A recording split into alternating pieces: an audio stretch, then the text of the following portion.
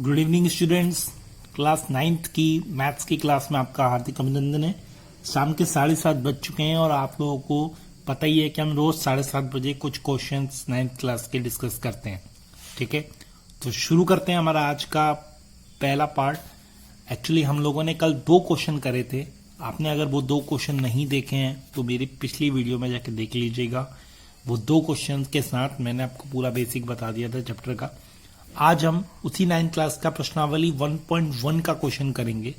ठीक है, तो शुरू करते हैं। कल मैंने आपको परिमेय संख्या के बारे में बताया था, तो सीधा सा रिवीजन थोड़ा सा करा देता हूं कि परिमेय संख्या जो होती है वो किसका होती है, p/q के फॉर्म में होती है। ध्यान रखिएगा। ठीक है, जो संख्या को p/q के फॉर्म में लिख सकते हैं वो क्या होती है, परिमेय संख्या होती है। ठीक है, जैसे अब 2 है, अब 2 को लिख सकते हैं 2/1, है ना, तो 2 क्या हो गई, एक परिमेय संख्या हो गई। ठीक है, या इसी तरीके से 3/5 है, तो 3/5 3 हो गया p और 5 हो गया q, यानी p/q के रूप में लिख दिया। इसका मतलब क्या हो गया, परिमेय संख्या हो गया। तो इस दुनिया की कोई भी संख्या क्या है, परिमेय संख्या होती है। जैसे 1 2 3 जो भी संख्या है वो सारी क्या है, परिमेय संख्या है। ठीक है, और भिन्न तो ऑटोमेटिकली परिमेय संख्या है ये। ठीक है, जो भिन्न जैसी जो संख्याएं जैसे 3/5 4/5 5/5 6/5 ये सारी संख्याएं तो परिमेय संख्या है ही। लेकिन 1 2 3 4 5 6 7 8 उधर ऋणात्मक जितनी संख्याएं हैं -1 -2 -3 -4 सारी परिमेय संख्याएं हैं। मैंने कल आपको एक स्टेटमेंट भी बताया था कि प्रत्येक पूर्णांक जो होता है, प्रत्येक क्या पूर्णांक जो होता है, यानी सारे माइनस और सारे प्लस, प्रत्येक पूर्णांक जो होता है क्या होते हैं, प्रत्येक पूर्णांक परिमेय संख्या होती है। ये मैंने आपको कल बताया था, कल की क्लास में। जिसने कल की क्लास नहीं देखी है वो कल की क्लास वीडियो में जाके देख लेगा। मैंने प्लेलिस्ट भी बना दी है, उस प्लेलिस्ट में जाके आप कल की क्लास देख लेंगे। प्रत्येक पूर्णांक क्या होती है, परिमेय संख्या होती है। ठीक है, लेकिन मैंने आपको एक चीज और बताई थी कि प्रत्येक परिमेय संख्या पूर्णांक नहीं होती है। ध्यान रखिएगा, प्रत्येक पूर्णांक परिमेय संख्या होती है, होता है, और प्रत्येक परिमेय संख्या पूर्णांक नहीं होती। ठीक है, तो ये तो सही कल की बात। अब आज शुरू करते हैं प्रश्नावली 1.1। प्रश्नावली 1.1 का पहला क्वेश्चन क्या कह रहा है, ये एनसीईआरटी की किताब है, मैंने आपको पहले ही बता दिया है। मैं एनसीईआरटी को इसलिए सॉल्व करा रहा हूं क्योंकि सारे स्टेट में एनसीईआरटी लगभग लगी हुई है। ये किसी भी स्टेट के लिए लाभदायक है। ठीक है, जहां हिंदी मीडियम में पढ़ाई होती है। ठीक है, तो चलते हैं। पहला क्वेश्चन दिया हुआ है, क्या 0 एक परिमेय संख्या है? क्या आप इसे p/q के रूप में लिख सकते हैं जहां p और q पूर्णांक हो और q बराबर 0। ठीक है, तो मैंने आप लोगों को बता रखा है कि देखिए 0 है, मान लीजिए क्या है 0, तो ठीक है, तो 0 को हम 0/1 भी लिख सकते हैं, आना आंसर 0 है। ठीक है, 0 को 0/2 भी लिख सकते हैं, आना आंसर 0 है। ठीक है, 0 को 0/3 भी लिख सकते हैं, आना आंसर 0 है। ठीक है, तो मतलब 0 को हम इस तरीके से लिख सकते हैं, फॉर्म कर सकते हैं ना। तो इसका मतलब क्या है, देखिए p तो हमारा 0 हो गया और q हमारा 1 हो गया। हमारी कंडीशन क्या है कि q बराबर नॉट 0 होना चाहिए, लेकिन हमारा यहाँ पे p 0 है, उससे हमें कोई फर्क नहीं पड़ता, हमारा q 0 नहीं होना चाहिए। ध्यान रखिएगा, हमारी कंडीशन तो फेल हो जाएगी। ठीक है, तो यहाँ पे p हो गया 0, q हो गया 1। इसका मतलब क्या है, हाँ 0 को क्या कर 0 1 क्या है, 0 1 परिमेय संख्या है, बस खत्म कहानी। ठीक है, क्योंकि 0 को हम 0/1 0/2 0/3 0/5 0/7 लिख सकते हैं, है ना। जिसको भी हम नीचे 1 2 3 करके लिख पा रहे हैं वो क्या कहलाएगा, हमारा परिमेय संख्या कहलाएगी। जैसे मैंने अभी ऊपर एग्जाम्पल ही बताया था, जैसे 2 है, अब 2 को मैं नीचे 2/1 करके लिख सकता हूं, है ना, कोई फर्क नहीं पड़ेगा, आंसर 2 ही आएगा। 2/1 लिख सकता हूं, 2/1 लिख सकता हूं। ठीक है, चलिए अगला क्वेश्चन इसी में कह रहा है, क्या आप इसे p/q के रूप में लिख सकते हैं? ये मैंने लिख तो दिया p/q के रूप में, 0/1 लिख दिया, 0/2 लिख दिया, 0/3 लिख दिया। ये क्या चल रहा है, p/q के रूप में ही तो लिख रहा हूं इसको मैं।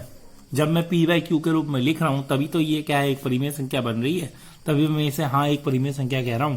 जिसमें लिखूंगा हम 0 को p/q के रूप में लिख सकते हैं,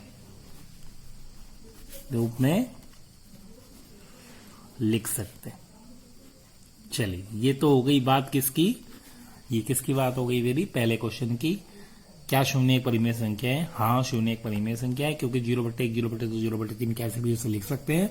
और दूसरा क्वेश्चन यही पूछ रहा है कि क्या आप इसे p/q के रूप में लिख सकते हैं? हाँ, इसे हम p/q के रूप में लिख सकते हैं।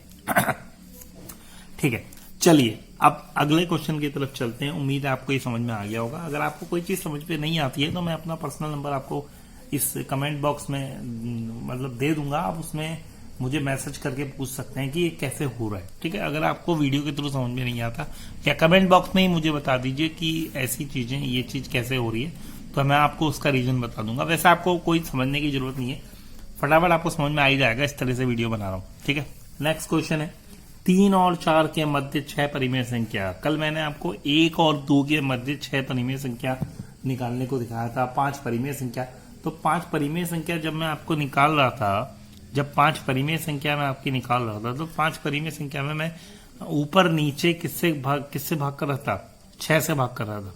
ठीक है, तो यहाँ पे अगर 6 परिमेय संख्या है तो ऊपर नीचे किससे भाग करूंगा? 7 से। 7 ऊपर नीचे किससे गुणा करूंगा?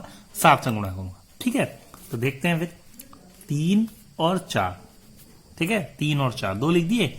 अब लिखेंगे, अब इसे 3/1 कर दिया, इसे 4/1 कर दिया, 3/1 4/1। अब इसमें लिखा अंश और हर में, अंश और हर में किससे गुणा करने पर? 7 से, क्योंकि 6 है तो मैंने कहा नहीं, एक बढ़ा के गुणा करते हैं, तो यानी 6 + 1 यानी 7 से गुणा करने पर, 7 से गुणा करने पर। चलिए, ये भी हो गया। ठीक है, मैंने आपको बताया था कि जितनी परिमेय संख्या निकालनी है उससे एक ज्यादा, अब इसमें क्या करेंगे? गुणा करेंगे। ठीक है, तो 3 × 7 बट्टे कितना? 1 × 7। ठीक हो गया। 4 × 7 बट्टे कितना? 1 × 7 हो गया। तो ये 3 सत्ते कितना होता है? 21 होता है, और 7 × 7, और ये कितना हो गया? 4 सत्ते 28, 7 × 7। ठीक हो गया। और 21/7 और 28/7 के बीच में जो 6 परिमेय संख्या है वो हमें लिख देनी है। तो 21/7 और 28/7 के बीच में 6 परिमेय संख्या कौन? 6 परिमेय संख्या, 6 परिमेय संख्या। तो 21 के बाद क्या आता है? 22/7। 22 के बाद क्या आता है? 23/7। 23 के बाद क्या आता है? 24/7। 24 के बाद क्या आता है? 25/7। 25 के बाद क्या आता है? 26/7। 26/7 के बाद क्या आता है? 27/7। 27/7 के बाद 28/7 आ जाता है, क्योंकि इसके बीच में ही मुझे 6 परिमेय संख्या लेनी है। तो 6 परिमेय संख्या मैंने ले ली है। 1 2 3 4 5 6, लीजिए 6 परिमेय संख्या आपकी तैयार। इस तरह के क्वेश्चन एग्जाम में एक जरूर आएगा, इतना ध्यान रख लीजिएगा। हाफ ईयरली के क्वेश्चन ऊपर उठा के देख लीजिए, इस अपने अपने स्कूल्स के इस तरह का क्वेश्चन जरूर पूछेगा। चलिए, ये एक बार फिर से मैं आप लोगों को समझा देता हूं क्या क्या है। 3 और 4 के मध्य 6 परिमेय संख्या ज्ञात करनी है। तो सबसे पहले मैंने आपको बताई, अगर नीचे कुछ नहीं है तो आपको पहले परिमेय संख्या बनानी पड़ेगी, यानी 3/1 और 4/1। ठीक है, और अंश और हर में अब 6 परिमेय संख्या है, तो 6 परिमेय संख्या है तो 6 + 1 किससे गुणा करें? 7 से गुणा कर देंगे, यानी 3 × 7/1 × 7 और 4 × 7/1 × 7। ठीक है, तो 3 सत्ते कितना? 21/7। 4 सत्ते कितना हो गया? 28/7। 21/7 और 28/7 के बीच में हमें 6 परिमेय संख्या फाइंड करनी है। तो 6 परिमेय संख्या कौन सी है मेरे पास? 22/7, 23/7, 24/7, 25/7, 26/7, 27/7। क्योंकि इसके बाद की जो संख्याएं आ रही हैं वही संख्याएं हम लिखेंगे, नीचे हमारा हर क्या रहेगा? समान रहेगा। ठीक है, तो ये हमारे पास क्या हो गया? आंसर हो गया। चलिए, अब इसी तरीके का एक और क्वेश्चन मैं आप लोगों को बताता हूं। आज ये 1.1 के 3 क्वेश्चन करेंगे, केवल एक क्वेश्चन बचेगा, वो मैं आपको कल करा दूंगा। ठीक है, तो चलिए, 3/5 है और क्या है? 4/5। अब इसमें 5 परिमेय संख्या निकालनी है। तो मैंने आपको बताया है कि आपको जितनी भी परिमेय संख्या निकालनी है, आप ऊपर नीचे किससे गुणा करेंगे? उससे एक ज्यादा से गुणा करेंगे, यानी आप लिखेंगे अंश और हर में, अंश और हर में किससे गुणा करने पर? 5 + 1 यानी 6 से गुणा करने पर, है ना? 6 से गुणा करें। मैंने इस तरह से आपको बता दिया कि आप कभी इसको बोलेंगे नहीं, अगर जो समझने वाला बंदा है वो समझ जाएगा आराम से। तो अंश और हर में 5 + 6 से गुणा करने पर, तो 6 से गुणा करेंगे, यानी 3 × 6 बट्टे कितना? 5 × 6 कर दिया, और ये 4 × 6 बट्टे कितना? 5 × 6। ठीक हो गया। मैंने क्या करा? अंश और हर में 5 + 6 से गुणा करने पर ये कर दिया, ऊपर भी 6 से गुणा कर दिया, नीचे भी 6 से गुणा कर दिया, यहाँ भी 6 से गुणा कर दिया, यहाँ भी 6 से गुणा कर दिया। 3 6 कितना होता है 18, 5 6 कितना होता है 30, यहाँ 4 6 कितना होता है 24, 5 6 कितना होता है 30। ठीक है, तो मैंने गुणा करके लिख दिया। 3 6 18, 5 6 30 और 4 6 24, 5 6 30। सॉल्व करेंगे इसमें 18/30 को आगे हम इसका आगे 18 के बाद कौन सी संख्या आती है 19/30। कितने करने हैं 5 करनी है, आगे से लिख दो 5 परिमेय संख्या, 5 परिमेय संख्या। तो क्या हो जाएगी 19/30, 20/30, 21/30, 22/30, 23/30।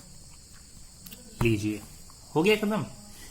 ठीक है, ठीक है, फिर वही कहानी 3/5 और 4/5 है। तो आपको पता है 5 परिमेय संख्या निकालनी है, तो मैंने आपको बता रखा है 5 निकालनी है, तो हम अगले 1 से गुणा करके गुणा करेंगे।